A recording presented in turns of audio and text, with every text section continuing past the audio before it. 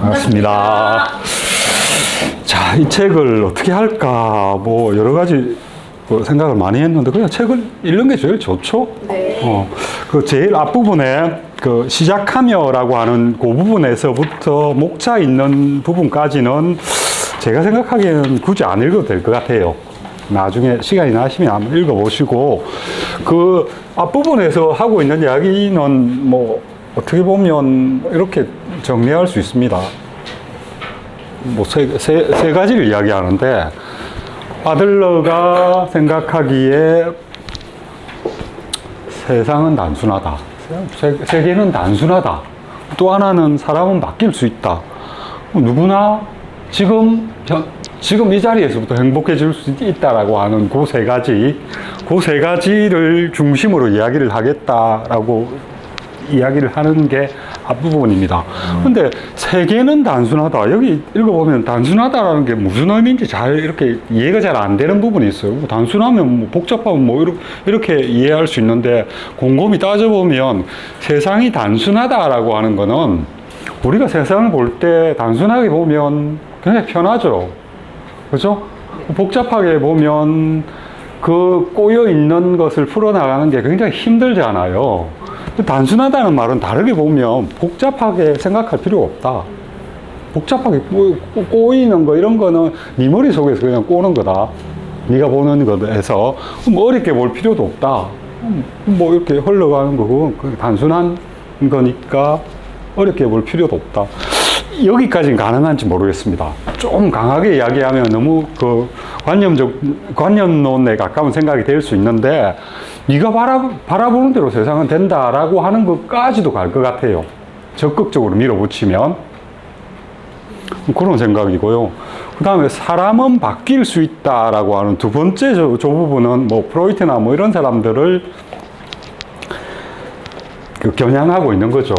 예를 들면 사람이라는 존재는 무의식의 지배를 받을 수밖에 없다. 현재의 나라고 하는 거는 내가 겪었던 과거의 기억들 뭐 이런 것들이 만들어 놓은 나니까 그건 뭐 어쩔 수 없다. 또는 그 상태를 유지할 수밖에 없다. 또는 뭐 나중에 그 아들러 이야기들을 보면 이런 게 있습니다. 어떤 부분이냐.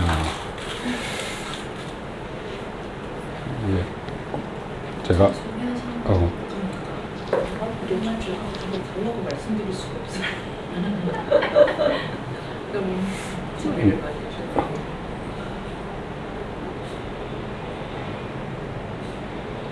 요런 아들러의 언급들이 있거든요. 인간은 누구나 자신의 태도를 정당화해 줄 수 있는 생각을 붙잡고 방해되는 생각은 거부해버려요. 더 나아가서 세상을 바라보고 해석할 때 자기 생각을 지지하는 데 필요한 것만 받아들인다.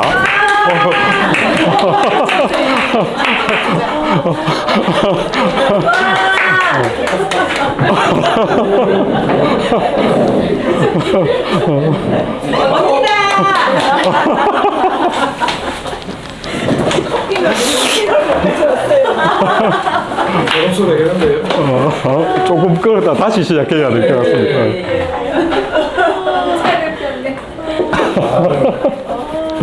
이거 배치 좋죠. 명자로 배치하신 거. 이걸 좀 바꿨습니다. 좀. 내가 이치로 할까요? 아니 우리 책을 같이 읽어야 돼. 아니 그러니까 그렇게 활용하시. 모술에서 아니 거기 뭐 충분히 두개 짜증 했어요. 뭐 이쪽으로. 네. 고개가 또 한쪽. 아니 잠깐만요. 잘 지내셨나 보네. 이렇게 다들 피부들이 좋아지셨지? 여자들은 피부들이 달라지셨네.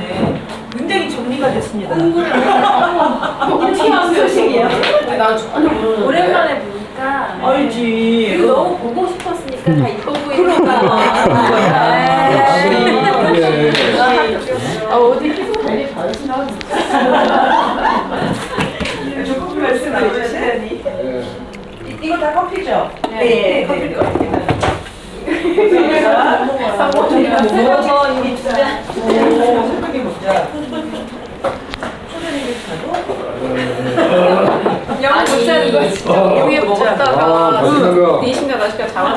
머리를 아니 이렇게 내려? 라떼인데?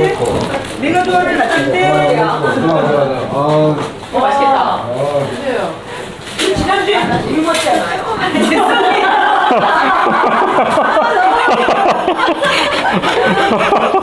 예.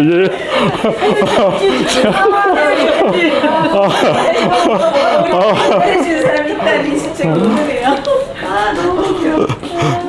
하연 씨가 가져왔어요. 커피 아, 있는데. 선생님 드릴까요? 여기 우리 다 드십시오. 여기.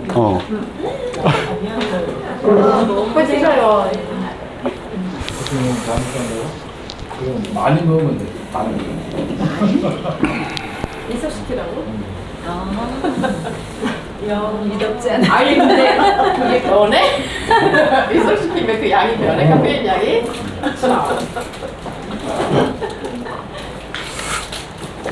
잘 아니까 힘들죠? 아니 나는 오늘 아침에 근데 아까 말씀하신 부모들한테 식이주가 난 우리 남편한테 식이주를 못 느낀다고 생각했는데 오늘 아침에 문득 얘가 왜 이거에 대해서 그러니까 반기 마음으로 반기는데 어떤 애냐면 18가지 레드를 저도 그렇게 실천하자고 딱 써서 막 메시지 썼는데 딱 그런 거야. 나는 그거 다 하잖아. 8가지 다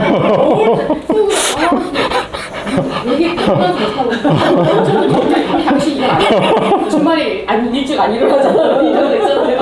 이건 아니잖아. 아니 그리고 뭐밥 먹자마자 설거지를 바른다 이런 거 있어요.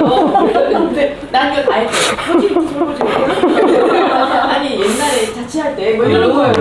근데 그게 싫은 거야. 나는 안 그러고 있는데 남편은 8가지를 다 지키고 있다니까 평생에 걸쳐서 한 거구나 8가지. 속으로 막 갑자기 화가 나는 거예요. 그러자마자 변호사님 있다고 자기는 다 잘났다고 생각하지. 그래.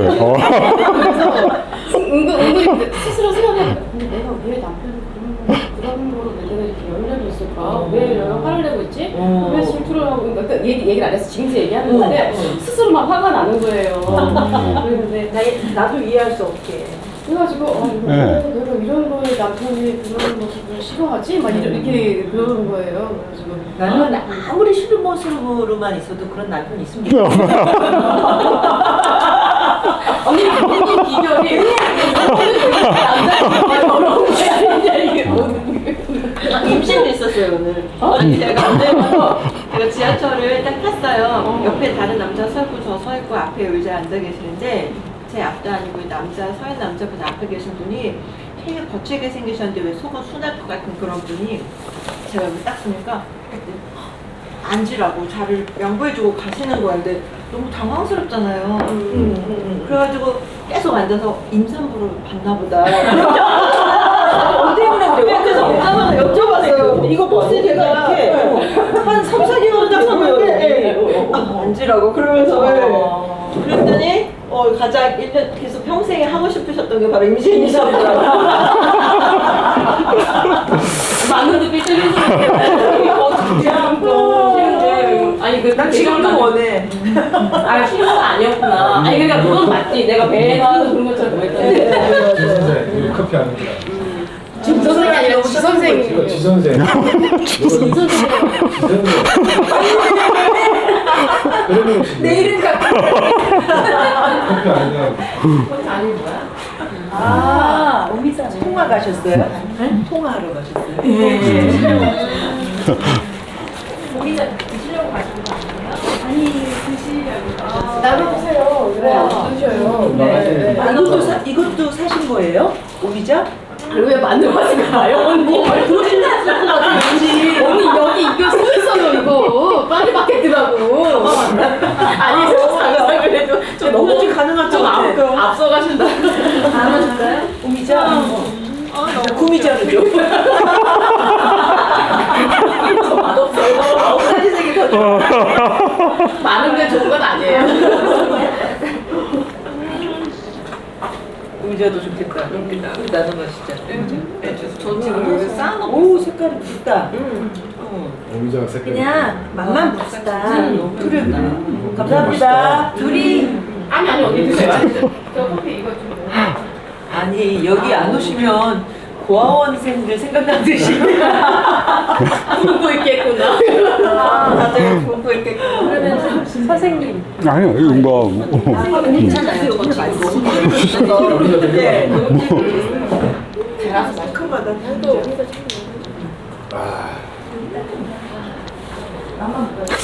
근데 제가 굉장히 궁금한 게 있는데 아까 이야기를 듣고 나서 계속 머릿속에 드는 것 중에 하나가 자리를 이렇게 양보해주면 그냥 고맙습니다라는 생각만 들면 될 것 같은데 왜 저 사람이 내한테 자리를 양보해 줬을까를 왜 생각하게 되셨어요? 아니 되게 없잖아요. 장모한테 아니 그러니까 제가 요즘 느끼는 것 중에 하나가 요즘 사람들이 어떤 의미에서는 자기를 힘들게 하는 부탁이나 이런 걸 받는 것도 힘들어하고 호의를 받는 것도 어떨 때는 조금 부담스러워하는 그런 부분이 있지 않아요? 그런 생각이 좀 들어가지고 혹시 그런 건가 싶어서. 너무 좋긴 했거든요. 진짜 아까 말씀드린 이남산을 갔다 네. 오니까 후보들에서 평소에 상황은 좋지. 제처에서 저는 원래 평소에 제처에서 앉는 게 관심이 없는 동안에 진짜 자리가 있으면 좋겠다 이러고 탔어요. 네.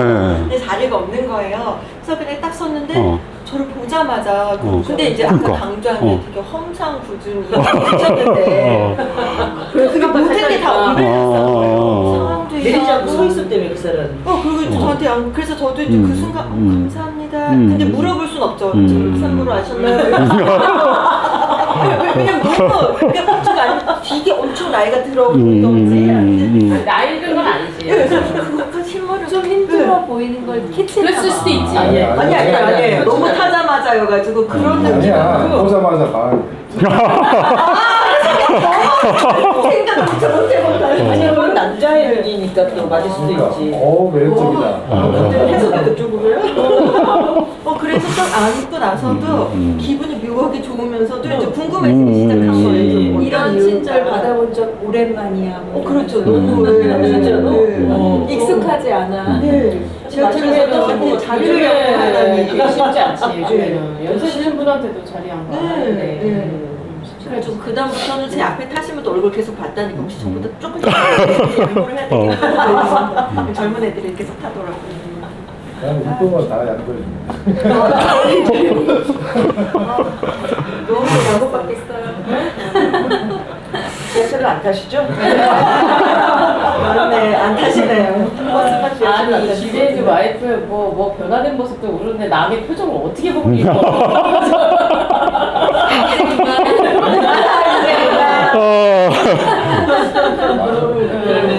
맞대잖아요. 이게 맞잖아요. 그분이 되게 예리한 거지. 당신은 정상이.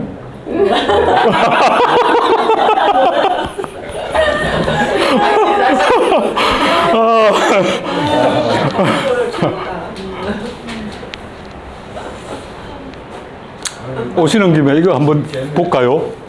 아까 읽던 거. 네. 이것도 굉장히 그 아들러 말들 몇 개 중에 재밌는 표현들이 굉장히 많아요. 그 어떻게 보면 폐부를 찌른다 그럴까?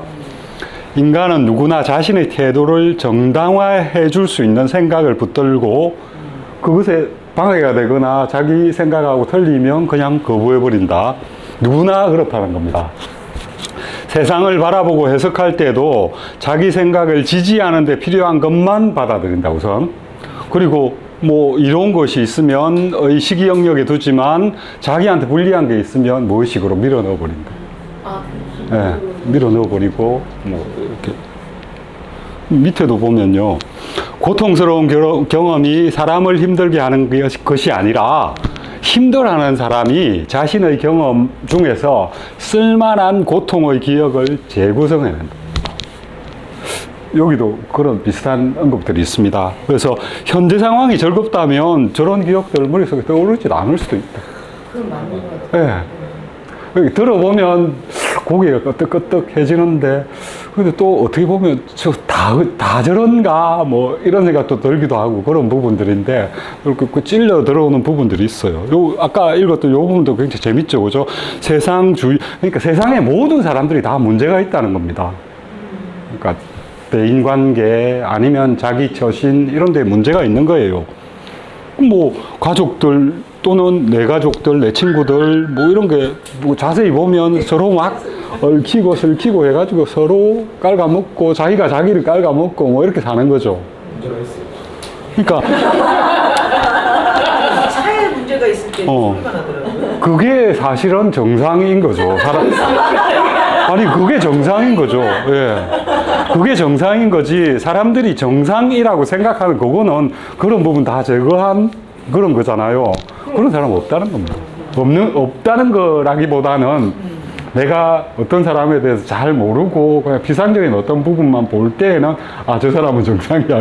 이렇게 할 수 있는 거지. 그 사람과 관계가 좀 이렇게 밀접해지고 뭐 속도 좀 읽히고 하는 행동이 왜 저런 행동을 할까라는 게 이런 게 좀 읽히는 관계가 되기 시작하면 다 저렇다는 그런 이야기들을 꽤 해놓은 거 보면 사람에 대한 관찰 또는 사람의 심리가 어떻게 작동하는지 사람이 왜 어떤 행동을 하는지에 대해서 굉장히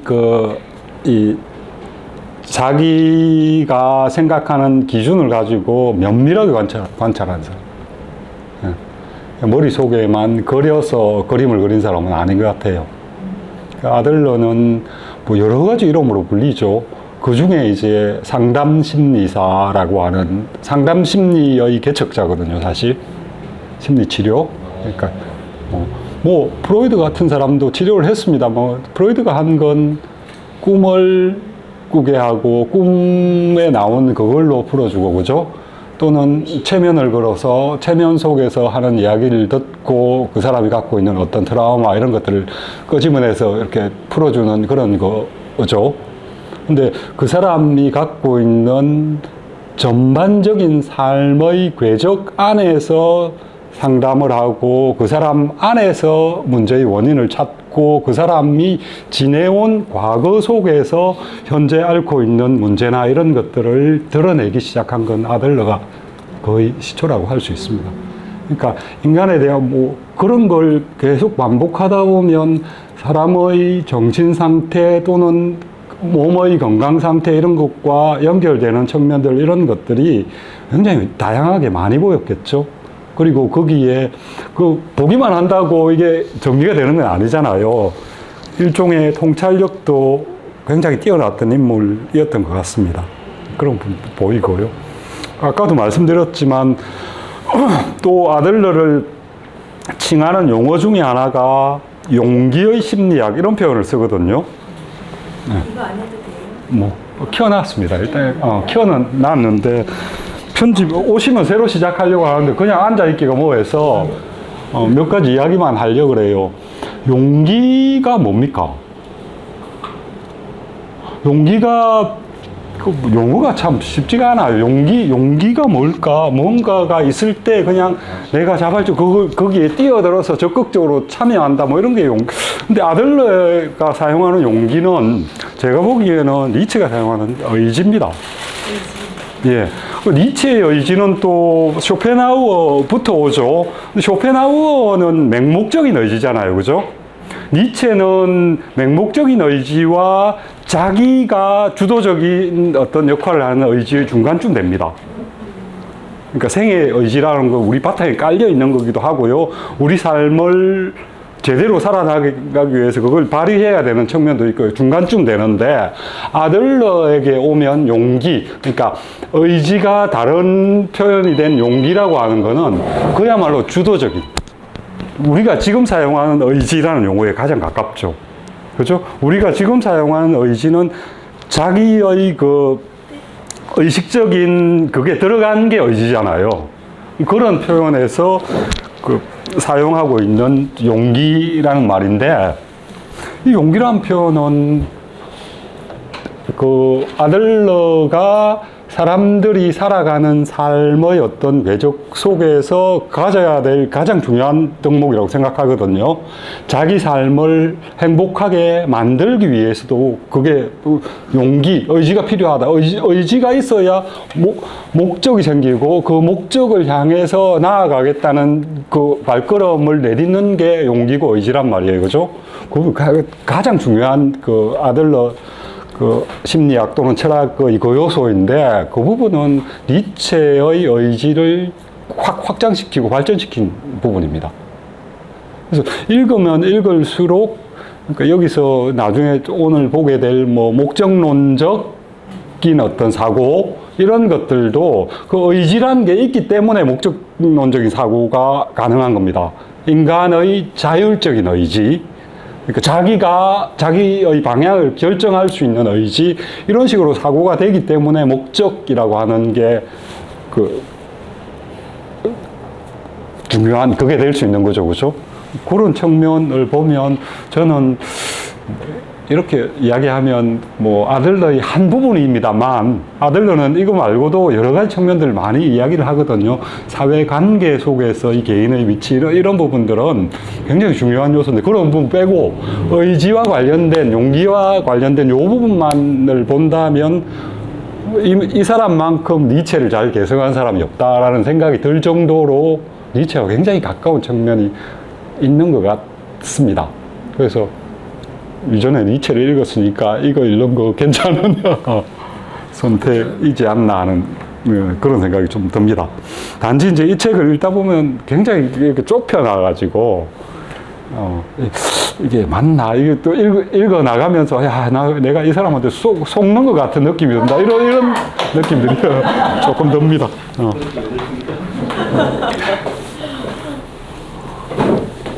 다시 시작하겠습니다. 편집도 예. 안녕하세요. 자, 처음부터 다시 가야죠. 간단히 하겠습니다. 앞에 목차 나오기 전까지 지금 언급하고 있는 건 요 세 부분만 좀 이렇게 생각을 해주시면 될 것 같습니다. 이 책에서 아들러의 주요 주장이라고 생각하는 거 세 개 뽑으면 세상은 단순하다. 사람은 바꿀 수 있다. 누구나 행복해질 수 있다. 별로 뭐 썩 그렇게 이상한 말 아니죠. 근데 읽다 보면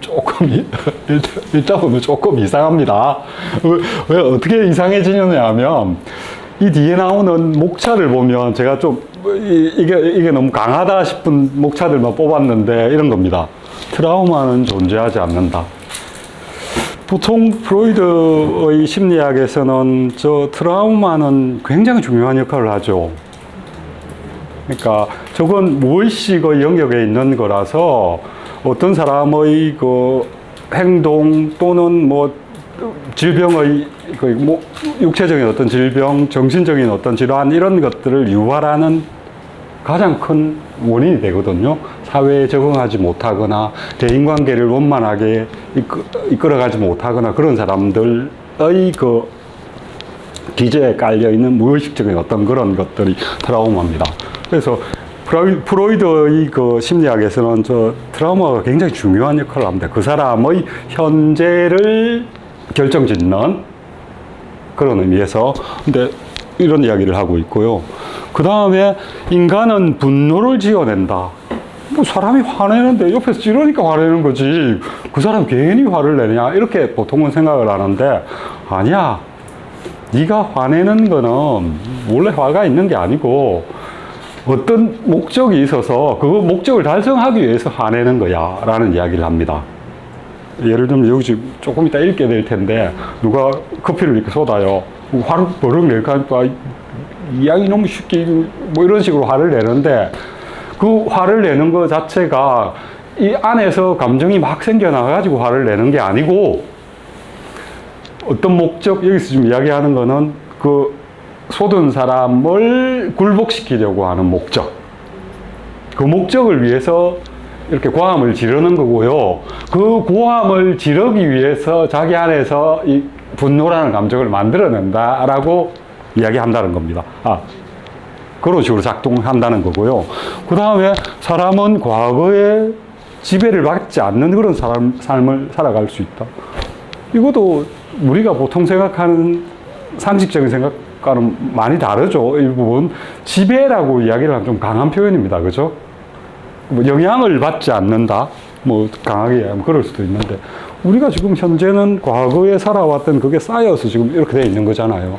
그렇게 보면 우리 현재의 우리는 과거와 끊임없이 연결되어 있는 그런 그건데 여기 지금 저런 이야기를 합니다. 과거에 지배받지 않는 삶. 물론 아들러 책들을 읽어보면 아들러는 한 사람의 과거 굉장히 중요하게 생각합니다. 집에, 그러니까 그 아들러도 정신질환이나 정신의 문제로 인해서 육체적인 질환을 앓고 있는 사람들, 이런 사람들 치료하는 걸 굉장히 중요하게 생각하잖아요. 그죠? 그 치료의 출발점은 언제나 그 사람의 과거로부터 옵니다. 과거에 대해서 면밀히 알지 않은 상태에서 섣부르게 어떤 사람에게 조언을 하거나 치료의 어떤 그걸 행위를 하는 것은 굉장히 위험하다고 이야기를 하고 있고요. 그 다음에 그 사람이 지금 성격이 형성되어 있는 것, 그거는 과거가 만들어 놓은 게 맞다라고 생각을 합니다. 근데 아들에게는 더 중요한 게 있습니다. 사람이 살아가는 거는 과거 때문에 살아가는 게 아니고, 사람은 지금 살면서 자기가 세워놓은 어떤 목표, 또는 자기가 어떤 그걸 계획하고 있는 그걸 성취하기 위해서 살아가는 사람이라는 점이 더 중요하다고 생각합니다. 그래서 과거가 지금의 자기를 만들어 놓고 있지만, 이 자기라고 하는 거는 과거에 이렇게 발목이 잡혀 있는 그런 존재는 아니라는 겁니다. 얼마든지 다른 쪽으로 변화할 수 있고요. 내가 발걸음을 어디로 딛느냐에 따라서. 그게 새로운 발걸음을 내딛는 건 굉장히 힘든 부분이라고 이야기를 하긴 합니다. 그렇지 않겠어요? 자기가 살아왔던 그 틀을 벗어난 또는 다른 그런 영역으로 들어서는 게 굉장히 힘들다는 걸 인정을 하죠. 그래서 용기라는 표현을 쓰고 의지라는 표현을 씁니다. 근데 이런 것도 좀 그렇고요. 이것도 좀 굉장히 강한 주장 아닙니까? 나의 불행은 스스로 선택한 것이다. 이런 부분도 있고요. 그 다음, 인간은 끊임없이 변하지 않겠다고 결심을 한다. 그 다음에 나의 인생은 지금 여기에서 결정된다. 이런 그 큰 제목들을 달고 있습니다. 그 안에 들어가서 내용들을 좀 쭉 읽는 게 제일 좋을 것 같습니다. 그죠? 읽으면서 갑시다. 그렇게, 페이지가 같은지 모르겠습니다. 31페이지. 책이 없으시구나. 이 책으로 31페이지인데 페이지가 같나 모르겠네, 또. 31페이지 맞아요? 목차랑. 다룰 수 있어요. 예, 31페이지. 31페이지 서재로만 예. 청년은 예. 그 이제 이야기가 계속 이어지니까 이거 대화로 되어 있으니까 조금씩 보십시다. 페이지가 달라요. 달라도 거기서부터 읽으면 되죠. 아니, 그러니까 어디를 찾아야 되는 거예요? 31페이지 목차 끝나는 부분. 끝나고 맨 처음. 예. 같을걸요, 페이지. 26페이지. 서 그거에 소재로 그러니까 트라우마 서재로 간 청년은 공익. 예. 부정하라 26페이지. 예. 그래도 둘이 하시는 거 드시고. 침대 먹고 있어. 혼자 더 먹는 거야. 아 그럴까? 고쳤어요. 공부 중이라 다 고쳤어요. 네네네. 무슨 말씀이에요? 아니 오늘 늦게 오시는 분마다 다 박수 받았어요. 반갑다고. 생일이 지나가지고. 네, 준비됐습니다. 예, 누가 읽어주시겠습니까? 제일 마지막. 아프면 제가 읽을까요? 서재로 간 청년은 구부정한 자세로 서재에 놓여있는 의자에 앉았다. 그는 왜 그토록 철학자의 치료에 거부 반응을 보이는 것일까? 분명한 이유가 있다. 청년은 어린 시절부터 스스로에게 자신이 없었다. 출신이나 학력, 외모에 관해서도 심한 열등감을 느꼈다. 그래서일까? 남의 시선을 지나치게 의식하는 면이 있었다. 그리고 남의 행복을 진심으로 축복하지 못해 늘 자기 혐오에 빠졌다. 청년에게는 철학자의 주장이 모두 험한 소리로 들립니다. 이 주장이라고 하는 거죠. 세 가지입니다. 일단 요거 단순하다, 바꿀 수 있다, 행복해질 수 있다. 예. 밑에 조금 더 읽어주시겠습니까? 여기는 두 사람이 같이 하면 재밌잖아. 아, 그런가요? 아 이렇게 청년과 청한 두 사람. 삼촌이 청년할 때니까 그렇게 하시면 두 분 이렇게 하시면 되겠다. 그거 아니었어요? 그러니까 자, 좀 전에 또 하나의 철학이라고 하셨습니다. 분명히 선생님의 전공은 그리스 철학이라고 들었는데요. 반말해야 되는. 말하세요. 하세요. 소리 딱 깔아서. 그래. 10대 10절부터 쭉 그리스 철학과 함께 있습니다.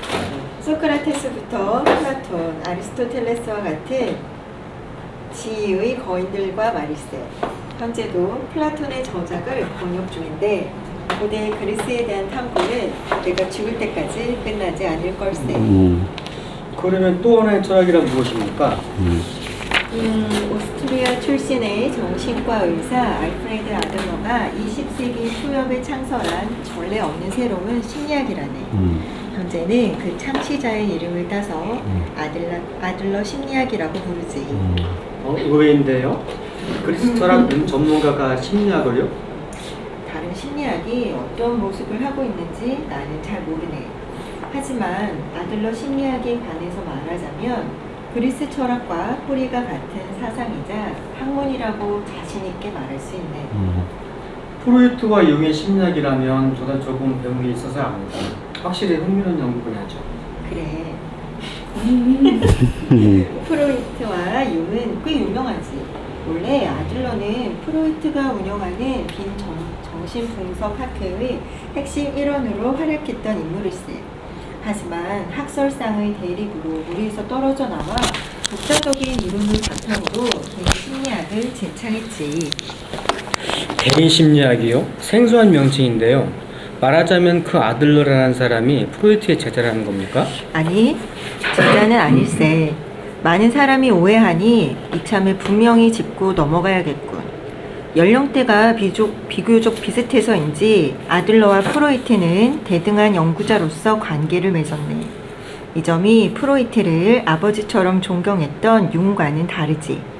보통 심리학이라고 하면 프로이트와 융의 이름만 거론되는데 세계적으로는 프로이트, 융과 나란히 3대 거장으로서 아들러의 이름도 반드시 언급된다네. 아, 그렇군요. 제 지식이 짧았습니다. 자네가 아들러를 모르는 것도 무리는 아니지. 아들러 스스로 이렇게 말했다네. 내 이름을 기억하지 못하는 날이 올지도 모른다. 아들러가 존재했다는 사실조차 잊힐지 모른다. 그는 그래도 상관없다고 했네. 아들러파의 존재 자체가 잊혀졌다는 사실. 그것이야말로 그의 사상이 일개 학문에서 탈피하여 사람들의 상식이 된다는 것을 의미하니까. 학문을 위한 학문이 아니라는 겁니까? 그렇지. 예를 들면 세계적인 베스트셀러 인간관계론과 자기관계론으로 유명한 데일 카네기도 아들러를 가리켜 평생을 바쳐 인간과 그 잠재 능력을 연구한 위대한 심리학자라고 소개했고 그의 저서에는 아들러의 사상이 짙게 반영되어 있지. 스티븐 코비의 성공하는 사람들의 7가지 습관에서도 아들러의 사상과 엇비슷한 내용이 담겨 있다네.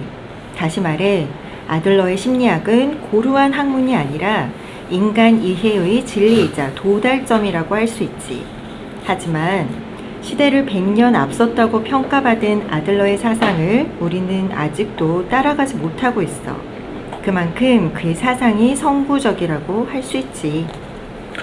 그렇다면 앞으로 선생님이 그리스 철학뿐 아니라 아들러 심리학인가 뭔가 하는 관점에서 지론을 펼친다고 얘기해도 되겠습니까? 그렇지.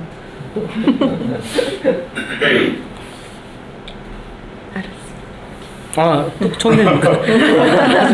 거부하는겨? 맨날 청년이 글이 짧아가지고. 그러니까요. 아유. 알았습니다. 한 가지 더. 선생님의 기본적인 입장에 관해 묻겠습니다. 선생님은 철학자입니까? 심리학자입니까? 나는 철학자일세. 철학에 평생을 바친 사람이지. 그리고 내게 아들러 심리학은 그리스 철학과 동일선상에 있는 사상이자 철학이라네. 좋습니다. 그럼 바로 시작하시죠. 첫 시작하는 부분에 이제 아들에 대한 소개를 좀 하고 있죠. 그래서 뭐 전체적으로 뭐 틀리거나 하는 건 아닌 것 같고요. 아들러가 3대 거장으로 불리웠는지 아닌지에 대해서는 좀 여러 가지 말들이 있습니다. 그 정도급은 아니다. 융이나 뭐 프로이트급은 아니다. 그리고 프로이트의 영향을 굉장히 강하게 받은 건 맞습니다. 강하게 받았고 이론적인 틀의 많은 부분을 프로이트에서 가져오고 있고요. 그런 부분이 있습니다. 여기 지금 나와 있는 용어 중에 개인 심리학이라는 용어가 있죠. 잘못하면 저 개인이라는 용어를 잘못 이해할 수가 있어서 그건 좀 제가 설명을 하고 가겠습니다. 우리가 사용하는 개인적이다, 뭐 개인주의다 이런 그 의미라기보다는 그 영어 individuality라고 하는 그 의미를 그대로 적용한 걸로 보시면 될 것 같습니다. 이 아들레가 사용하는 의미는 그러니까 뭐 이게 나눌 수 없는 이라는 의미입니다. individual 이러면 divide니까 그죠? divide 할 수 없는.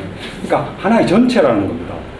예를 들어서 프로이드 같은 경우에는 인간의 정신을 뭐 의식, 무의식, 뭐 전의식 뭐 이런 식으로 나누기도 하고요. 그다음에 인간의 성격을 뭐 자, 초자, 이드 뭐 이런 걸로 나누어서 그 각각이 갖고 있는 세력 싸움 이런 걸로 보죠. 힘의 싸움으로 보는데 아들러는 그렇게 보지 않습니다. 그러니까 인간은 뭐 어떻게 보면 그 사람 그 자체로서 그냥 총체적으로 봐야 됩니다. 그 사람이 살아왔던 삶까지 다 적용시켜서 안에 뭐 무의식이 있고 의식이 있고 나누기는 하는데 그것들 자체 전체를 하나의 사람으로 봐야 된다라고 하는 입장이고요. 이 개인이라고 하는 그 나눌 수 없다라고 하는 측면에서는 크게 뭐 크게 두 가지고 세 번째 부분은 거기에서 파생된 부분인데 요 아들러가 개인이라고 할 때 그 용어를 사용할 때 그 아들러가 갖고 있는 사람이란 어떤 존재인가라고 하는 그 측면에서 두 개를 크게 봅니다. 사람은 전체적인 존재다. 그러니까 사람이 행동하고 사고하고 감정을 표현하고 이런 것들은 행동, 뭐 감정, 뭐 사고 이런 것들이 각각 분리되어 있는 게 아니고 그건 전체적으로 봐야 합니다. 그런 의미에서 나눌 수 없다라는 의미로 사용했고요. 그 다음 또 하나는 어떤 한 개인은 전체 사회와 분리되어 있는 개인이라는 건 존재할 수 없다. 사회 전체 안에서 그 개인을 설명해야 된다.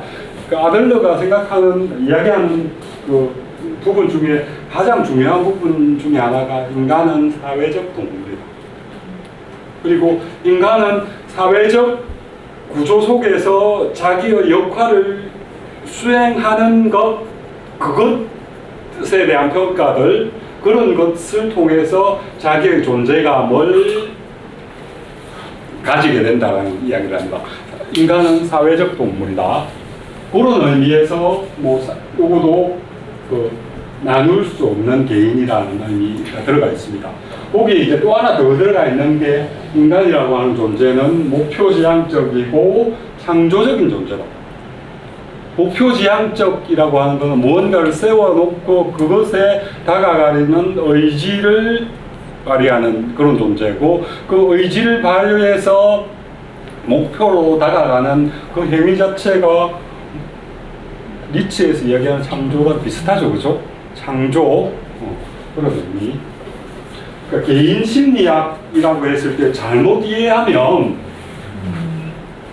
그 아들러 심리학 자체를 이상하게 이해할 가능성이 큽니다.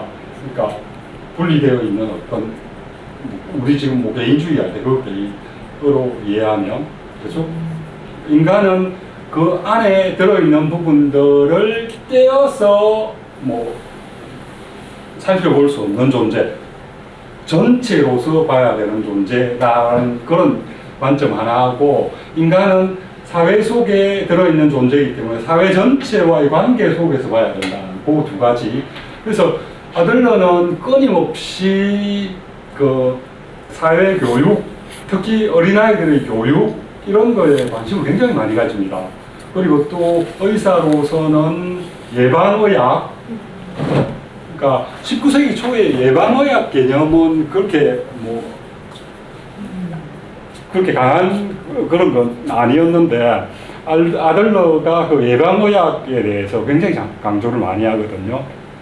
그러니까 예방의학, 사회교육 또는 뭐 아동교육 이런 데 관심을 굉장히 많이 가집니다. 그건 이제 아들러가 생각하는 인간이라고 하는 존재는 사회 속에서 자아가 형성되고 그 자아가 발휘되는 인간이라고 생각하기 때문에 그런 쪽에 관심을 끊임없이 가졌던 것 같습니다. 이 사람이 철학자인데 아들러에 관심을 가진 거 그건 전 충분히 이해가 갑니다. 아들러는 그냥 심리학 영역에 머무는 것 같지가 않습니다. 오히려 철학적인 영역이 훨씬 더 강한 측면이 있지 않나 하는 생각이 듭니다. 예.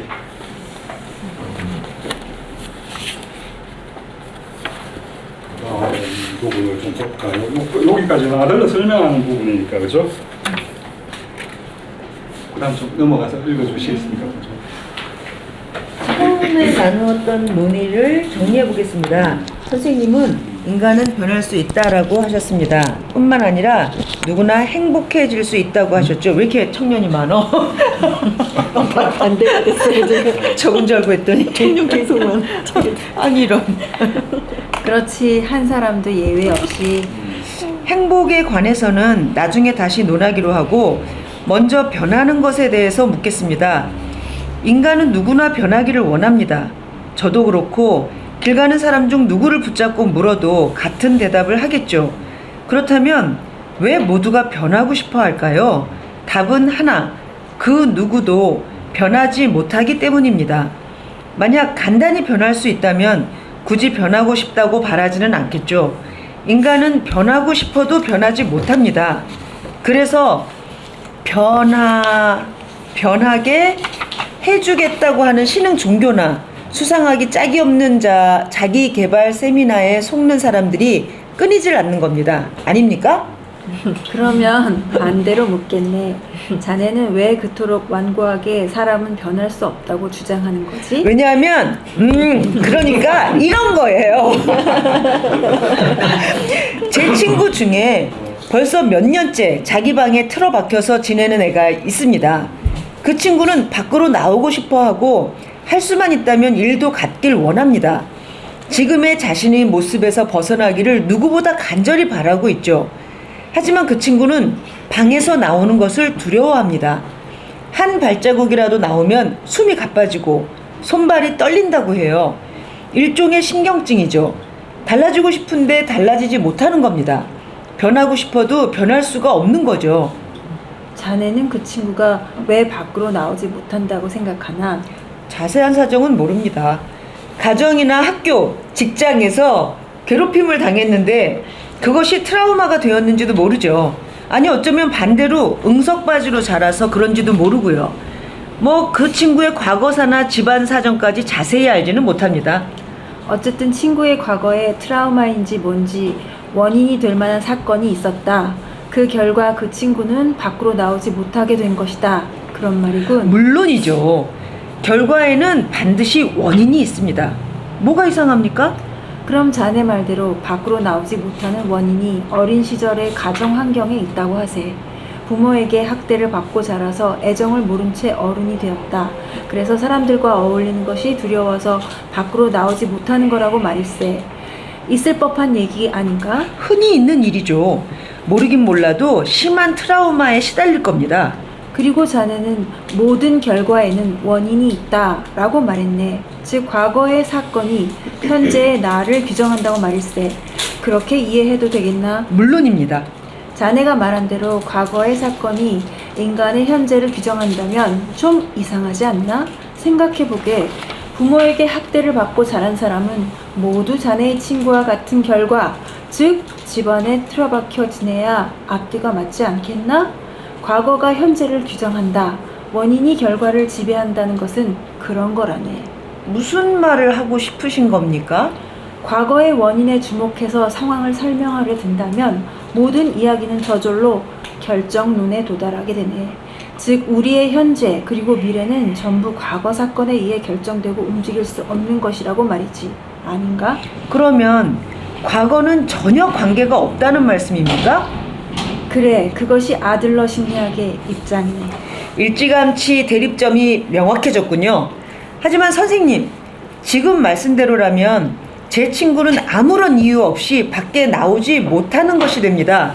선생님은 과거의 사건과는 관계가 없다고 하셨으니까요. 죄송하지만 그것은 절대 있을 수 없는 얘기입니다. 그 친구가 집안에 틀어박히게 된 배경에는 어떤 이유가 있습니다. 그렇지 않으면 설명이 안 된다고요. 그렇지. 분명히 설명이 안 되지. 그래서 아들러 심리학에서는 과거의 원인이 아니라 현재의 목적을 본다네.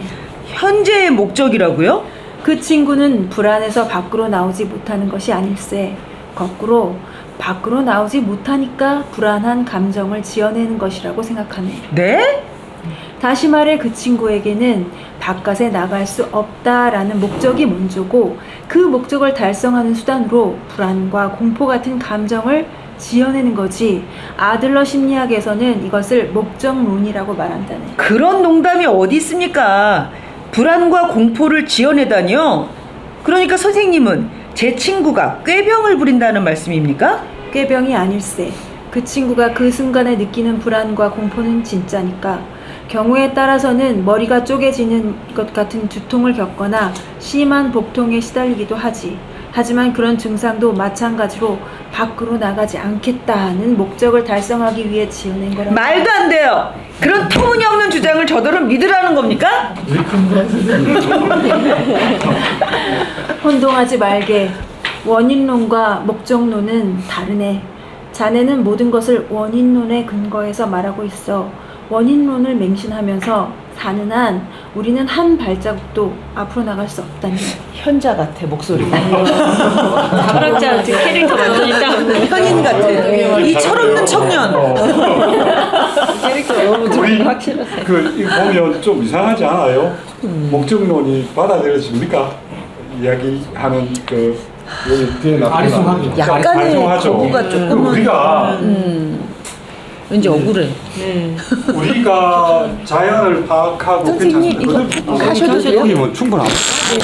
네. 자연을 파악하고 뭐 사건들에 대해 분석하고 이런 것들은 대부분 다 원인과 목적의 구조를 원인과 목표 그죠? 그걸 갖고 있죠. 그렇게 분석을 합니다. 뭐 그거는 이제 지금 현재의 상황을 이해하기 위해서 이게 왜 이렇게 됐을까로 가서부터 이렇게 추론해내는 거니까 그게 당연한 거죠. 그리고 이런 원인과 목적의 구조에서 파악되는 게 이 물리세계입니다. 그리고 우리가 학문의 가장 이상적인 그거라고 생각하는 물리학이나 뭐 수학이나 뭐 이런 것들은 다 이 원인과 목적 요 구도로 파악하는 거거든요. 원인과 결과. 원인과 결과. 원인과 결과의 구도에서 파악을 하는 겁니다. 그리고 예를 들면 원인과 결과라고 하는 것들이 예를 들을 게 아니고 우리가 사고하는 사고방식에 너무나 익숙하기 때문에 그리고 현상을 파악하는 것은 물리적 현상이나 사회 현상이나 대부분의 것들은 그것에 의해서 파악이 돼야 됩니다.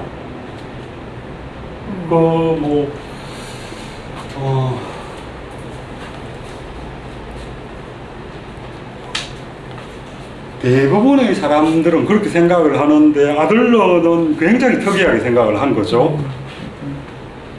저는 그 중심도 의지 내지는 용기가 있기 때문에 가능하다고 생각을 하고요.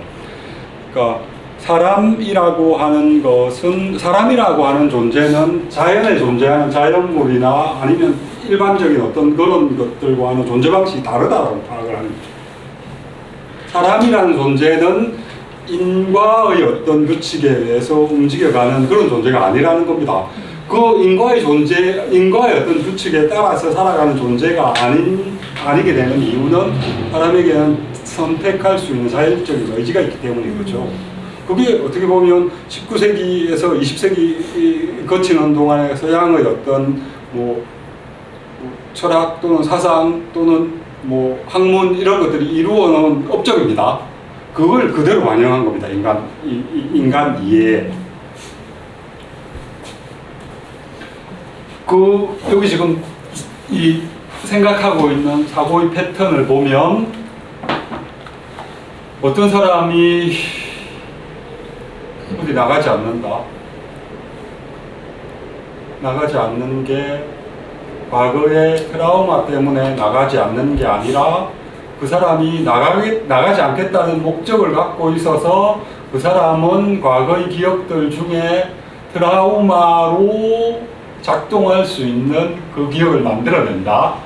그렇게 이해를 하는 거죠.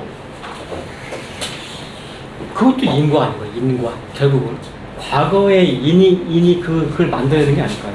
그래서 제가 지금 요 두 글자를 써놓은 겁니다. 원인과 결과는 지금 그 구조에 있는 거죠. 원인은 어떤 결과를 만들어냅니다. 근데 이유는 결과를 만들어내는 게 아니죠. 그 목적이라고 하는 거는 그렇게 행동하는 이유가 되는 거죠. 그러니까 인과의 그건 아니죠. 원인과 결과의 그거가 아니고 여기서 이야기하는 목적이라고 하는 거는 그렇게 하는 이유가 되는 거죠. 용어가 비슷하긴 한데 원인과 결과는 함수 관계예요. 예, 수학적인 네. 예. 그런데 그렇지 않다면 예. 뭐 이렇게 인풋을 넣으면 똑같은 아웃풋이 나와야 되는, 똑같은 인풋을 넣으면 똑같은 아웃풋, 다른 걸 넣으면 이런 식으로 되는 게 수학적인 어떤 사고의 구도잖아요, 그죠? 그런 구도인데 그걸로 파악하지 않는 거죠. 근데 우리가 이걸 읽다 보면 이런 생각이 좀 한 적이 있습니다. 불교나 뭐 인도 사상에서 이야기하는 인드라의 거물. 그러니까 이 세상의 모든 존재들은 다 인과의 거물에 이렇게 걸쳐져 있다라고 이야기를 하고, 우리가 어떤 상황이 됐는데 그 상황에 대한 어떤 걸 찾지 못하는 건 그 거물망을 다 알지 못하기 때문에, 과학이 지향하는 궁극적인 지향점이 그거거든요. 어떤 현상을 설명할 때 우리가 그 현상을 완전하게 설명해내지 못하는 것은 그 결과를 우리가 다 파악해내지 못했기 때문에 그런 거지, 그것만 파악할 수 있으면 어떤 결과든지 산출해낼 수 있다. 고전 물리학. 아니, 예. 지금 뭐 강제력 과학이 들어오기 이전까지 과학은 고전 물리학적인 그 규칙에서 흘러가는 거잖아요. 지금도 그렇습니다. 원인들만 분명하게 모든 원인을 다 파악할 수 있으면 결과는 누구나 알 수 있다. 그래서 지금 하고 있는 작업들이 뭡니까? 고성능 컴퓨터, 뭐 성능 아주 좋은 컴퓨터를 만들어낸다면 그건 뭡니까? 계산을 다 할 수 있으면 모든 현상들, 우리가 신비롭다고 생각하는 것까지 다 밝혀낼 수 있다고 이야기를 하죠.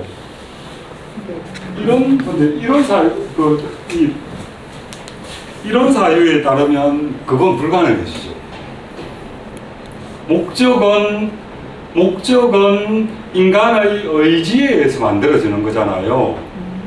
의지에 따라서 결과값이 달라지는 거죠. 의지는 수치화할 수 없거든요. 그러니까 제가 보기에는 이 100년 전에 이렇게 생각했던 게 좀 굉장히 신기해요. 왜 신기하냐 하면 이 시기는 그 20세기 초는 그야말로 엄밀한 과학이라고 하는 그 잣대가 어느 시기보다도 강하게 그 학문 세계를 억누르고 있던 시기거든요. 우리 보통 이야기하는 논리 실정주의 이런 표현들, 그러니까 그 학문의 과학성, 그런 부분들을 어느 시기보다 강하게 주장했던, 말 같은 경우도 그렇잖아요. 의미가 없는 말은 말이 아니다. 비트겐슈타인이 논리 실증주의의 두목과 같은 사람인데, 그러니까 과학 연구의 영역 자체는 엄밀한 저 인과론의 그거에 의해서 파악되지 않는 건 지식의 범위에서 추방시켰던 시대입니다. 그런 시대에 활동했던 사람이죠. 그런데 이런 생각을 했다는 게, 굉장히 특이한 사람이라고 해? 아니면 뛰어난 사람이거나 그런 생각이 들었어요. 청년 입장에서 예. 궁금한 게 이 청년하고 철학자의 대화가 궁극적으로 무엇을 드러내기 위한 대화인가요? 피고는 나오겠죠. 아니, 갑자기 지금 제가 든 생각이 원인과 결과를 말씀하시다가 이 원인과 결과가 자기 과거에 의해서 원인과 결과를 그 의식적으로 조작한다고 할까? 그런 청년의 생각은 네. 그런 느낌이 들었는데요. 그러고는 아니고 과연 여기가 논하고자 하는 게 뭔지 잘 모르겠어요. 이 부분 한번 볼까요, 그러면? 아까 오시기 전에 세 가지를 말하기 위해서 저는 세다 먹고 왔거든요. 세다 먹고 와가지고. 요런 것들이 있습니다. 인간에게 과거는 객관적인 사실이 아니라 해석된 주관적인 사실이다. 그러니까 우리가 과거의 기억들을 우리 머릿속에 굉장히 많이 갖고 있잖아요. 그러니까 그 경험들을 하는데 경험을 해서 같은 자리에서 경험을 하더라도 기억되어 있는 것은 자기 주관에 의해서 다시 해석되어서 자기 안에 들어가 있는 거다. 그럼 해석이라는 행위는 아까도 말했지만 자기한테 유리한 것만 가져오는 그런 그 경향성이 굉장히 강한 거니까 여기 지금 그 원인과 결과를 이야기하는 게 결국은 하고 싶은 이야기가 뭐냐면 인간의 어떤 인간의 지금 상태 또는 앞으로의 어떤 상태, 어떤 인간이 될 것인가 이런 측면들은 과거의 기억이나 과거의 사실들이 그걸 결정하지 않는다.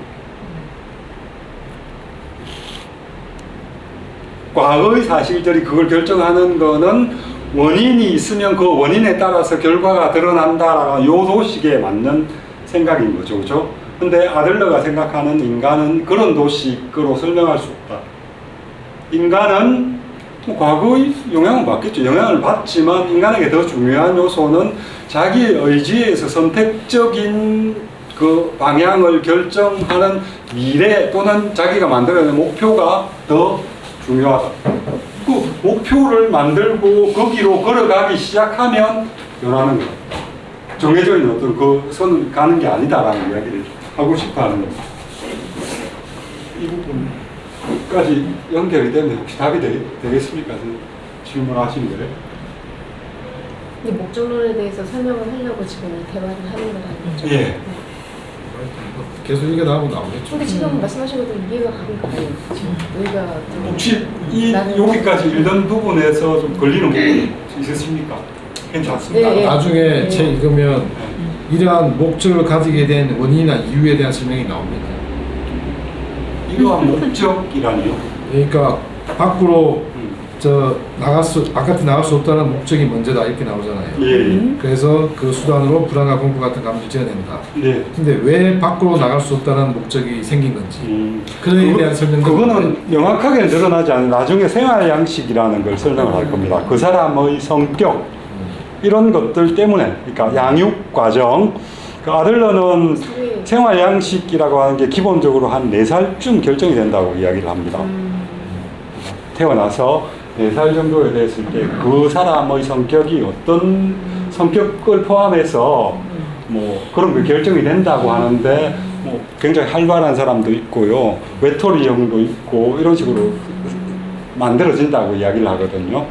과거에 의해서 만들어진 맞습니다. 결정된 예. 그런 생활 양식 때문에 예. 굉장히 목적을 생각합니다. 예. 과거에 그렇게- 지배받는 거네요. 그렇죠. 예. 그 지금 현재의 상태는 그렇습니다. 열심히 4살 때요. 예? 4살 때. 예. 생활 양식의 기본 틀. 그러니까 그 4살이라고 또 보면은 어떤 사람은 자폐아로 태어나고 형제간에도 또 전혀 정반대의 형제가 있잖아요.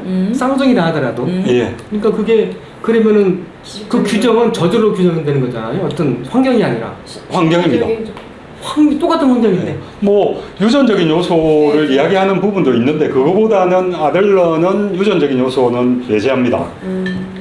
환경, 양육 환경. 그 다음에 그 사람이 가진 그 아이가 가진 에너지, 본성이겠네. 예, 타고난 에너지와 양육 환경으로 그 사람의 그러니까 현재 모습을 설명하는 거죠. 그러니까 지금 과거에 영향을 받는다, 그게 맞습니다. 그 아들러는 어떤 사람이 이런 문제가 있을 때 그 사람을 치료하기 위해서는 과거를 알아야 된다고 이야기를 합니다. 이 사람이 왜 이런 생각, 이런 목적을 만들어냈는지를 파악을 해야 그것에 대응을 할 수 있거든요. 거기까지는 영향을 받는다가 맞습니다. 근데 거기서부터는 달라지는 거죠. 그 목적이라고 하는 건 언제 내가 어떤 생각을 하느냐에 따라서 목적은 바뀔 수 있잖아요, 그죠? 그래서 치료 과정이라고 하는 건 그 목적을 부여해주고 부여가 아니고 그 사람이 이런 자기가 만들어 목적이 아닌 다른 목적을 만들 수 있게 도와주는 겁니다. 스스로. 생활 양식을 바꾸고. 예, 바꿔주는 게 치료 행위가 되는 겁니다. 설거지는 방치고서 설거지를 해야 되고. 자기 개발서의 원조가 될 수도 있겠네요. 그럼요. 이게 제가 계속 말씀드리지, 저는 자기 개발서 굉장히 안 좋아하는 이게 자기 개발서의 원조입니다. 그야말로. 그래서 읽으면서 가끔씩 고개가 갸웃갸웃 느껴지는 부분이 있어요. 지금 제목은 미움받을 용기인데 예. 그냥 어렵네. 지금 말씀하신 중 용기 있어. 상당히. 내 의지로 나가는 거야. 굉장히 제가 정말 용기 있어. 제목에서 느끼는 그런 그 감정하고 지금 저기 정상 동안 받은 거는 굉장히 어려워요. 어려워요. 제가 말을 잘 못해서 아니면 조카도 어렵죠, 솔직히 말해. 저는 지금 그럼. 네, 왜냐면 이제 죄송합니다. 아까 이제 치료의 목적으로도 생각했을 때 기본적으로 사람들은 아까 이 지금 청년처럼 과거를 기본으로 해서 이래서 이런 거야. 내가 지금 힘든 건 이래서 이런 거야. 이렇게 하면 행복해질 사실 방법이 없는 거예요. 거기서 그냥 결정이 되어 버리니까. 그래서 그렇죠. 제가 해석한 네, 거는 네. 그래서 그 아까 세 개의 이거 기본적인 게 세상은 단순하다. 사람은 바뀔 수 있다. 누구나 행복해질 수 있다. 이거를 이제 이해시키기 위해서 이 지금 그렇습니다. 수렵자가 이 그렇게 청년과 하고 대화를 하는 거고 이걸 네. 이해시키는 거죠. 가정인 그 거죠. 과정이면 네. 어느 정도 받아들이죠. 네, 그냥 얼핏 그냥 일체 유심조 같은 느낌 들어가지고. 맞습니다. 일주일. 뭐, 아까 그 전체. 객관적 그러니까 이 명확하게 뭐 그거랑 이렇게 대비되는 건 아니지만 그런 성격이 굉장히 강합니다.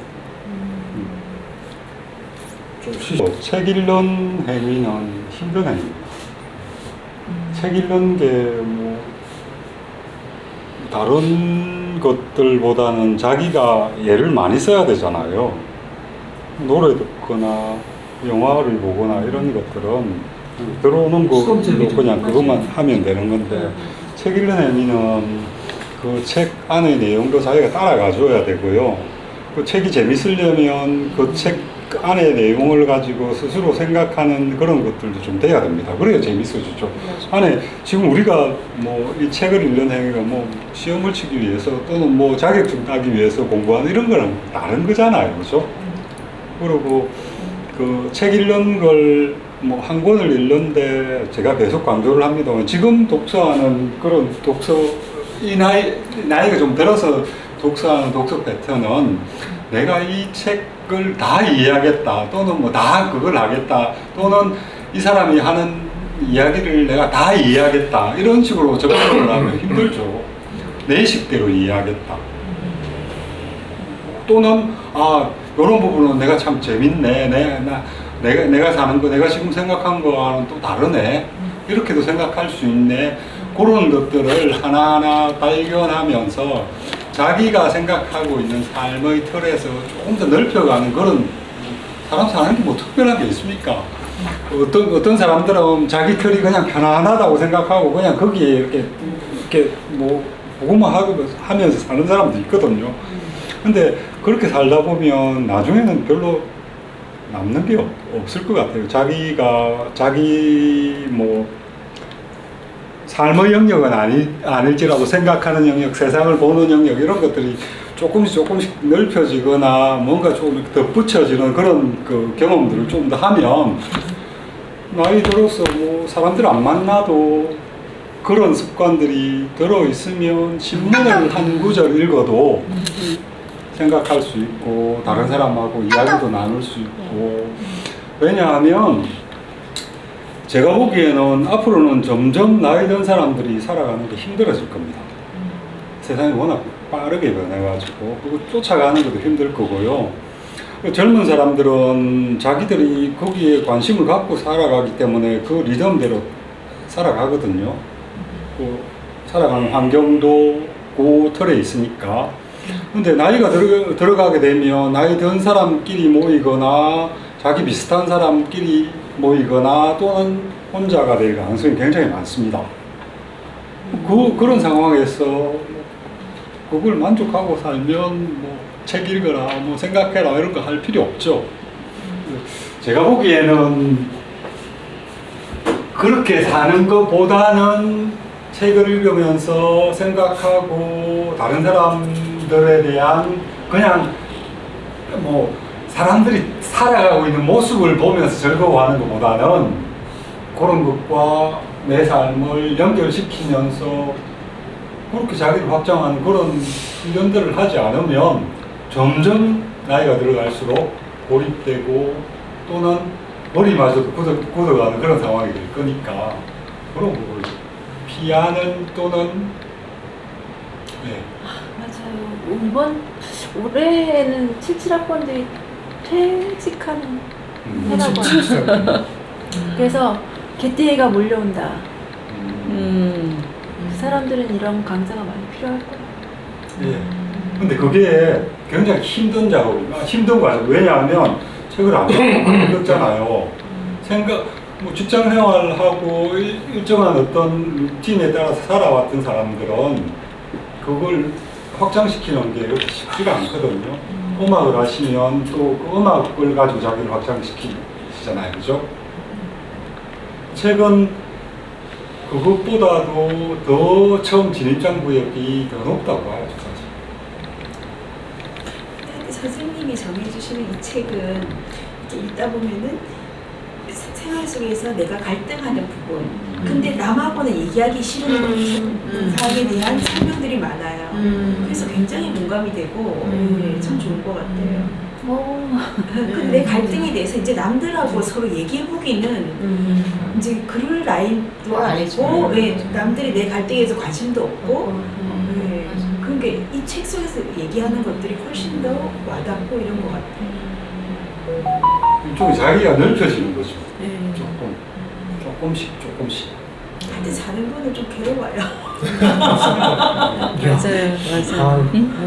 그 부분은 제가 100% 동감합니다. 모두 100% 공감하신다고. 사는 그거 다시 보여주세요. 부부관계는 정상적인 제한량 모르셔. 여기 모르셔. 여기도. 우리 얼마나 재밌는 재밌었구나. 자, 저기 마지막. 어느 부분? 내 주위에. 내 주위의 부부들에게는 아들은 말입니다. 아들도 자기 주변에 보니까 자기가 알고 있는 부부들 다 문제가 있는 겁니다. 그리고 자기 가족들도 그렇고 자기 가족 내 친구의 가족들도 다 문제가 있다는 게 갈등 상황, 힘든 상황, 서로 시기하고 서로 갉아먹고 하는 그런 상황이 있는 겁니다. 복잡하게 이렇게 서로를 괴롭히고 서로를 다 갉아먹는 거죠. 사람들은 다 그렇다는 거예요. 예. 그건 저 맞습니다. 맞습니다. 저희 밑에만 이렇게 제일 밑에 말이 너무 웃긴 거예요. 그 상황의 세상에 정상적인 사람이 있다면 다 제가 서울 가정법원의 7년째 화해 본권을 이론을 했는데 제가 모든 부부들이 하는 말이 맞은 문장인데요. 모든 문장 똑같다. 제가 아주 해보이죠? 그렇지 않을 수 있습니다. 그게 정상이다. 갈등 정상이죠.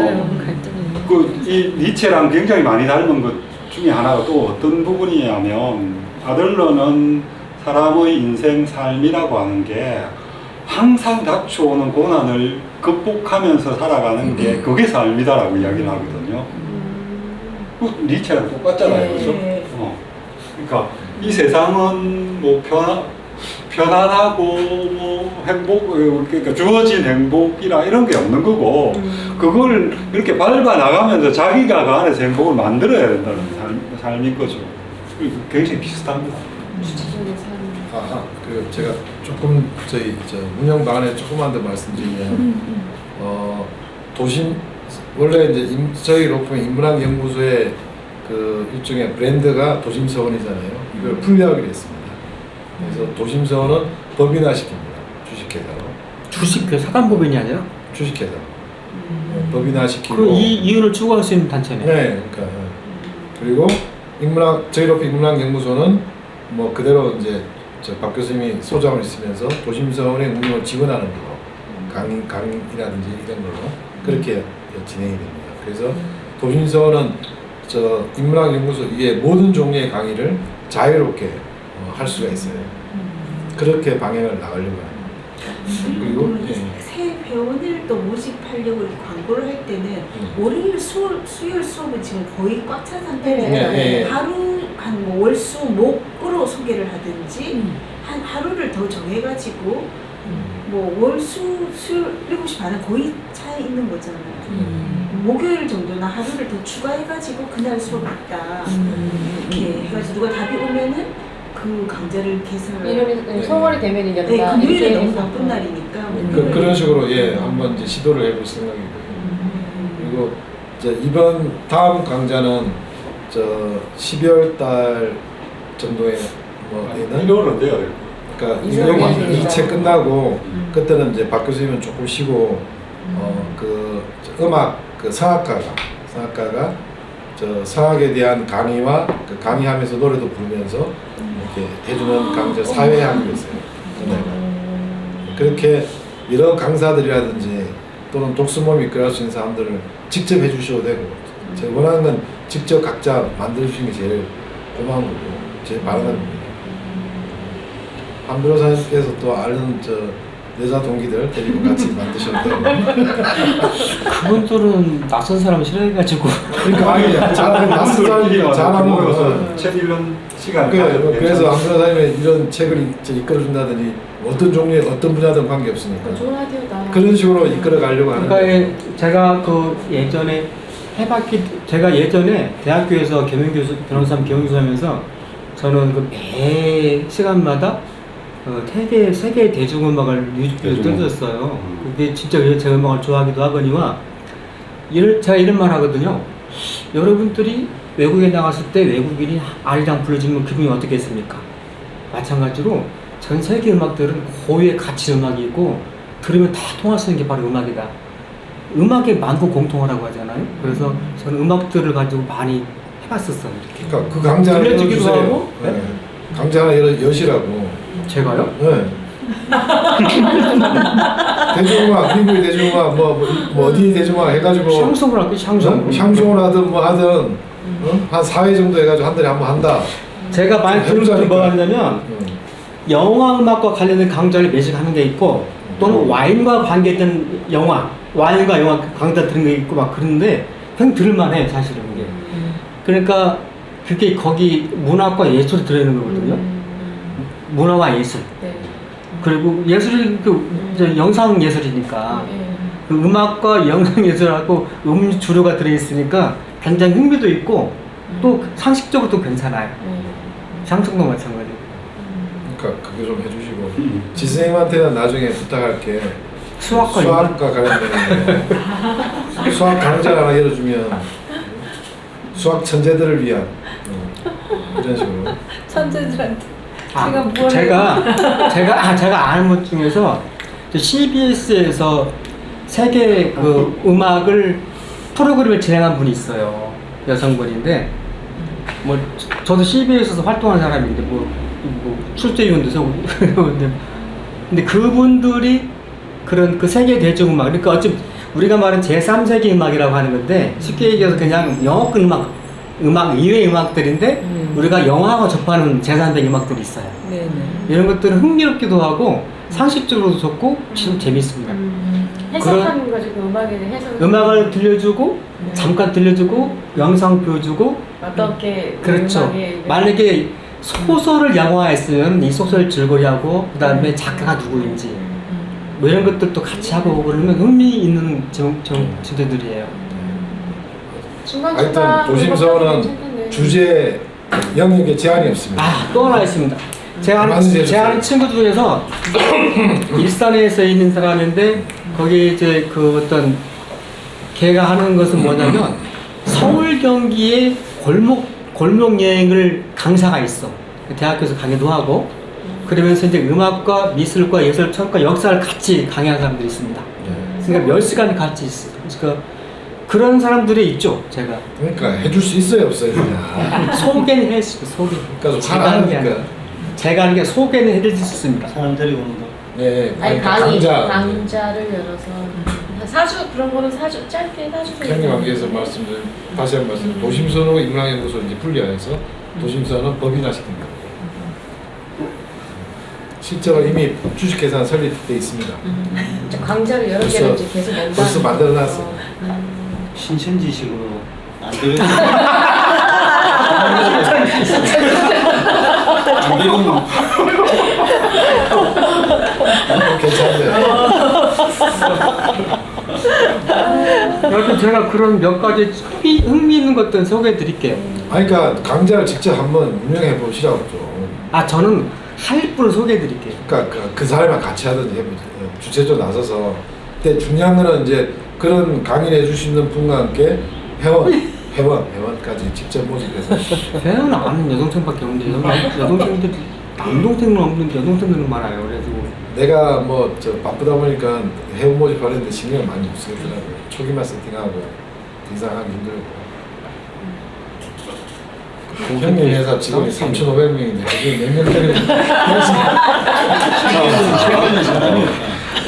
책을 재밌게 하면 되죠. 이야기 이제 네. 책을 조금 읽읍시다. 네. 한 구절 오늘 읽을 부분 중에 어떻게 보면 가장 그 핵심적인 부분이라고 할 수 있고요. 이야기를 많이 나눌 수 있는 부분일 것 같은데 일단 읽읍시다. 읽고 이야기 좀 합시다. 인간은 분노를 지어낸다. 한 단락 넘어가서 트라우마는 존재하지 않는다는 건 이야기가 좀 충분히 됐고요. 그 인간은 분노를 지어낸다라고 하는 부분 거기 한번 읽어주십시오. 내가 먼저 읽어야죠. 어제 오후 커피숍에서 책을 읽고 있는데 지나가던 웨이터가 제 상에 커피를 쏟았어요. 산지 얼마 안 된 그것도 단 한 벌뿐인 새 옷이었죠. 발끈한 저는 버럭 화를 내고 말았습니다. 평소 저는 공공장소에서 큰 소리를 내지 않는 성격인데 어제는 커피숍이 울릴 정도로 큰 소리로 화를 냈어요. 분노로 이성을 잃고 만 거죠. 어떻습니까? 여기에도 목적인가가 개입할 여지가 있습니까? 어제 일은 어떻게 봐도 원인에서 비롯된 행동이죠? 즉 자네는 분노의 감정을 주체 못하고 큰 소리를 냈다는 말이군. 평소에는 온화한 성격인데 분노의 감정에 저항할 수 없었다. 자기 자신도 어쩌지 못하는 불가항력이었다. 그런 말인가? 네, 매우 돌발적인 사건이었으니까요. 생각보다 소리가 먼저 튀어나왔습니다. 그러면 반대로 어제 자네가 우연히 흉기를 소지했는데 화가 나서 상대를 찔렀다고 해보지. 그런 경우에도 나로서는 어떻게 할 수 없었다. 그것은 불가항력이었다. 라고 변명할 수 있을까? 그건 너무 극단적이잖아요. 극단적이지 않네. 자네 논리대로라면 화가 나서 저지른 범행은 전부 화 때문이지. 당사자의 책임이 아닐세. 어찌되었든 인간은 감정에 저항할 수 없다고 하지 않았나? 그렇다면 선생님은 어제 제가 한 행동을 어떻게 설명하실 셈이죠? 간단해. 자네는 화가 나서 큰 소리를 낸 것이 아닐세. 그저 큰 소리를 내기 위해 화를 낸 것이지. 다시 말해 큰 소리를 내겠다는 목적을 이루기 위해 분노라는 감정을 지어낸 걸세. 뭐라고요? 자네에게는 큰 소리를 내고자 하는 목적이 먼저였네. 즉 소리를 질러서 실수를 저지른 웨이트를 굴복시키고 자신이 하는 말을 듣게 하고 싶었던 거지. 그 수단으로 분노라는 감정을 꾸며낸 거야. 꾸며냈다고요? 농담하지 마세요. 그러면 왜 소리를 질렀나? 그야 화가 났기 때문이죠. 아니지. 일부러 큰 소리를 내지 않고도 말로 설명하면 웨이트는 정중하게 사과했을 테고 깨끗한 수건으로 닦아주는 등 조치를 취했을 것이네. 아니면 세탁소에 옷을 맡겼을지도 모르지. 게다가 자네는 그가 그렇게 하리란 것을 마음속으로 예상하고 기다리고 있었어. 하지만 자네는 큰 소리로 화를 냈지. 말로 차근차근 설명하는 것이 귀찮아서 저항하지도 않는 상대를 더 값싼 수단으로 굴복시키려고 한 것일세. 그 도구로 분노라는 감정을 동원한 것이고. 아니요. 속지 않겠습니다. 속지 않겠다고요. 상대를 굴복시키려고 분노의 감정을 자아냈다? 단언컨대 그런 걸 생각할 여유가 1초도 없었습니다. 저는 생각을 하고 나서 화를 낸 게 아니에요. 분노는 더 돌발적인 감정이라고요. 그래, 분노는 한순간의 감정이지. 이런 이야기가 있네. 어느 날 엄마와 딸이 큰 소리로 말다툼을 벌였네. 그런데 갑자기 전화벨이 울렸지. 여보세요? 엄마는 당황해서 수화기를 들었는데 목소리에는 여전히 분노의 감정이 남아있었지. 전화를 건 사람은 다름 아닌 딸의 담임선생님이었네. 그걸 안 순간 엄마의 목소리는 정중한 톤으로 바뀌었지. 그리고 그대로 격식을 차린 채 5분가량 담소를 나누고 수화기를 내려놓았네. 동시에 언제 그랬냐는 듯이 딸에게 소리를 지르기 시작했어. 흔한 이야기로군요. 모르겠나? 예컨대 분노란 언제든 넣었다 빼서 쓸 수 있는 도구라네. 전화가 오면 순식간에 집어넣었다가 전화를 끊으면 다시 끊을 수 있는.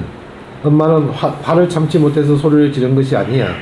그저 큰 소리로 딸을 위압하기 위해, 그렇게 해서 자기의 주장을 밀어붙이기 위해 분노라는 감정을 이용한 걸세. 분노는 목적을 달성하는 수단이다? 목적론이란 그런 걸세. 와, 선생님. 온화한 얼굴을 하고서 어쩌면 그렇게 허무주의자처럼 말씀하시나요? 분노에 관해 설명할 때나 방 안에 틀어박혀 지내는 제 친구에 대해 설명할 때나 모두 통찰력이 인간에 대한 불신으로 가득하지 않습니까? 화내는 것, 화나는 건 감정이 생겨나는 거죠. 거기에다 여기는 이제 한 단계 더 가는 거죠. 고함을 지르는 말을 밖으로 표출하는 것. 우리가 보면 뭐 커피 쏟아 내 옷에 커피를 쏟은 웨이터에게 왜 화를 냈을까? 왜 소리를 질렀을까?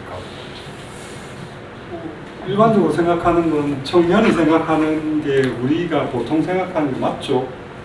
그렇지 않나요?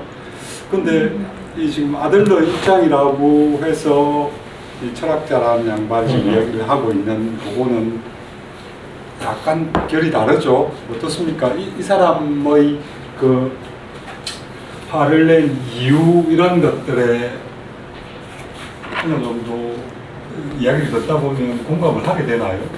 예, 이번에 어느 정신과 의사가 그런 말을 했죠. 분노 조절장애 막 그렇게 그 이야기하니까 당신이 마동석 앞에서 분노 조절 장애를 보일 수 있다면 당신 정말 분노 조절 장애를 인정해 주겠다. 못하지. 죽을라면 어떡해.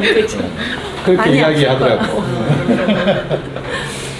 감정이 생기는 것과 감정에 따라 행동하는 것, 그거는 분리를 하자는 이야기인 것 같습니다. 우리 감정은 바깥에 대상이 부딪혀 들어오면 감정은 생겨나거든요. 근데 이 감정이라고 하는 것을 행동으로 옮기는 것과는 그걸 나누어 보자는 이야기인 것 같고요. 결국 이 사람이 하는 이야기는 감정의 목적이라는 게 모든 감정과 이 사람은 아들러는 좀 더 나아갑니다. 감정을 일으키는 것 또는 그 감정에 따라 행동하는 것 그 자체에 다 목적이 있다. 그 목적이라고 하는 목적은 뭐 이유라는 그걸로도 가능하죠. 원인은 아닙니다. 이유입니다. 이유. 아까 원인, 목적 이렇게 나누는 건데 아들의 다른 언급들을 보면 목표가 있는 사람은 감정을 그 목표 달성에 맞게 적응을 시킬 수 있습니다. 예를 들면 이런 거 한번 생각해 봅시다. 가는데 나 회사의 말단 직원입니다. 지나가는데 사장님이 커피를 들고 가다가 마시려고 내 옷에 쏟았습니다. 똑같은 상황이잖아요. 커피를 쏟았다는 그 상황은 똑같은 상황이죠. 이 사람이 저 웨이터에게 화내는 감정을 일으키고 그 화내는 그 감정을 밖으로 표현을 했습니다. 사장한테도 그럴 수 있을까요? 화도 안 날 것 같은데. 그렇죠? 튀지 않으시나요? 네, 똑같은 상황이라도 괜찮으세요? 네. 커피 빼다 드릴게요. 네. 지금 이게 뭐냐면 이 목표가 있는 사람, 어떤 그 사람의 그 대인관계도 마찬가지잖아요, 그죠? 그런 사람들은 그 목표 달성에 맞게 자기 감정도 적용하고 조절한다는 겁니다. 그리고 이 분노는 종종 타인이나 상황을 지배하기 위해서 꺼내드는 장치라는 겁니다. 그 자기가 이렇게 그 상황을 장악하기 위해서 자기한테 생겨나는 감정을 도구로 사용합니다. 이런 이야기를 그 똑같은 예를 이렇게 들어놓고 보면 아들러가 생각하고 있는 요 도식이 어머니 없진 않죠. 네. 그렇죠? 네. 그리고 우리가 저도 화를 굉장히 많이 내는 스타일 중에 하나였는데 가끔씩 가다 집사람이 그러거든요. 네가 화를 내는데 자기한테 화를 내는데 화내는 그 이유가 나냐 자기냐고 속 한번 들여다봐라. 네가 화내는 게 네 때문에 화내는 게 아니냐 결국은 그런 이야기를 하거든요. 처음에는 그게 납득이 잘 안 되는데 요즘 좀 납득이 되기 시작합니다. 화를 내는 거는 자기가 만들어내는 거예요. 자기 속에 자기 마음대로 하지 못하거나 할 때 화가 나는 거거든요. 그렇죠? 뭐 내가 하는 말을 들어주지 않는다든지 또는 나를 따르지 않는 어떤 상황이 이렇게 급격하게 부딪혀 오면 또 마음에 안 드는 상황들이 들어오면 화를 내는 거잖아요. 그렇죠?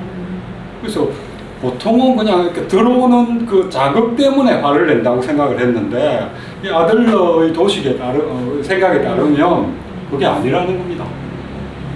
화를 내는 게 한번 화를 내신 경험이 있으시면 자녀를 키우는 사람은 대부분 화를 내죠. 그걸 가지고 한번 자기를 한번 돌이켜볼, 그죠?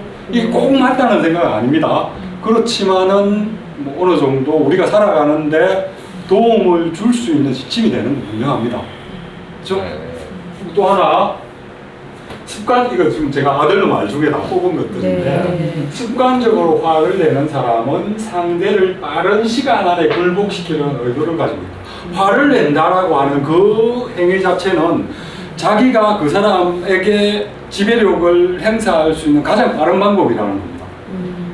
다른 설명이나 설득이나 이런 어떤 그런 것들을 거치려면 굉장히 많은 그 시간과 노력 이런 것들이 필요한데 화를 확 내버리면 거기에 지위까지 같이 들어가 있으면 그 화를 내는 행위 자체가 그 사람들을 휘어잡을 수 있는 그게 될 수 있다는 것.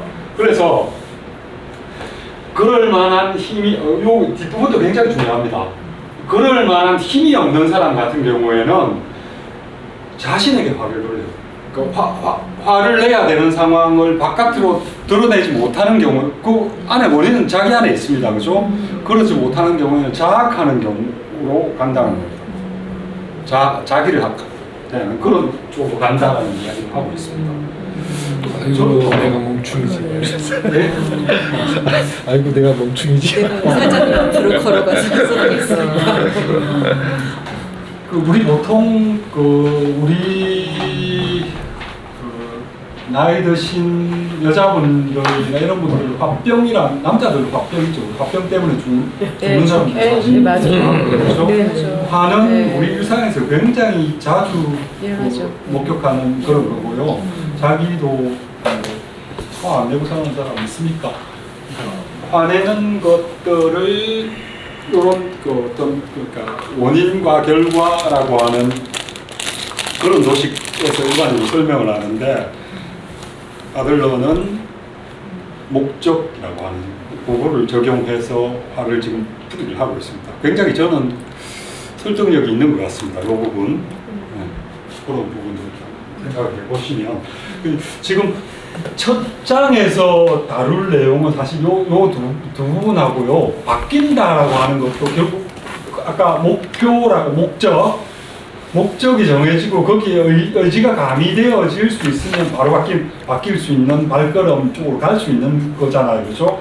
그런 부분도 있고 요 장에서 제일 마지막 부분 가면 생활 태도라는 그 항목이 나오는데 그 부분은 다음 시간에 해야겠죠. 그것과 연결시켜서 앞에 했던 이야기들을 좀 종합을 좀 해서 설명을 드리도록 하겠습니다. 너무 늦게까지 있으면 안 될 것 같아서 오늘은 여기 마치고요.